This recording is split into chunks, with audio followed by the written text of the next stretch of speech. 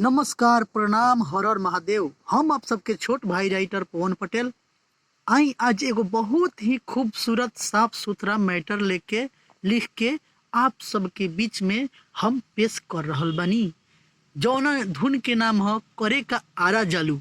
सब ये लोग जिला के नाम पर विवादित गाना गावता, लेकिन हम एगो अलग किस्म के साफ सुथरा मैटर आप सब खातिर लिखले बानी, जौन की अभी अभी लिख के हम आप सबके बीच अपलोड कर रहल बानी।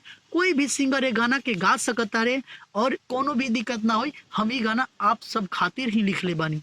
कोई भी सिंगर जरा अच्छा लगे ये गाना गा सकता रे। सबसे पहले हमारी चैनल राइटर पवन पटेल ऑफिशियल के सब्सक्राइब करी और बेल आइकन दबाई, ताकि जौन भी गाना हम लिख के डाली तो सबसे पहले रौड़ा लगे पहुंचे और गाना क्या फायदा सबसे पहले रौड़ा उठाई।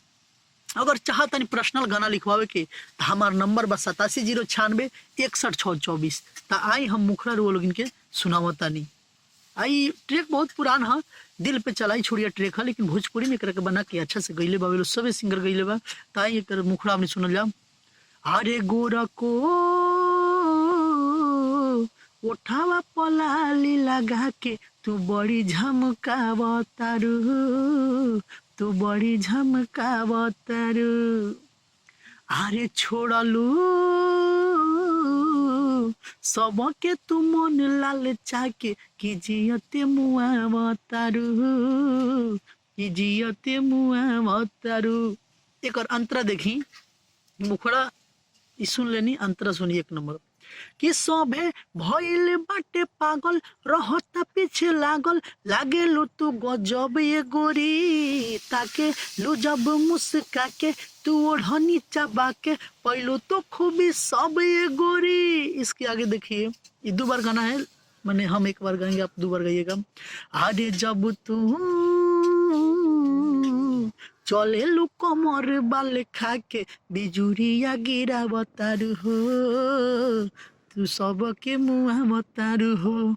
अंतरा 2 देखिए, इस गाने में हमारा नाम राइटर पवन लगाए हैं। प्लीज भाई, अगर कोई भी आदमी गाना गावता नहीं, कोई भी सिंगर गाना गावता तो हमारा नाम कम से कम दे दिहल करी। जो राइटर के कम से कम श्रेय जौन बा राइटर में हमारा नाम आगे के चाहिए। एक सुनी आए में, हाँ देखी।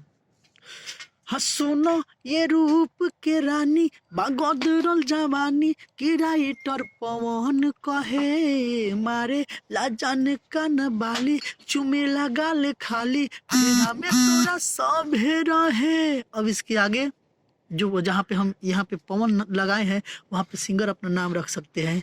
अरे काहे पवन के दिल धड़का के तू नखरा देखावतारू हो कि बड़ी झमकावतारू हो। यहाँ पे अपना सिंगर नाम रख लेंगे पवन के जगह, क्योंकि अभी किसी का नाम नहीं है इसलिए हम अपना नाम ले रहे हैं। तो ये गाना था, आप लोगों को कैसा लगा कमेंट करके बताइए।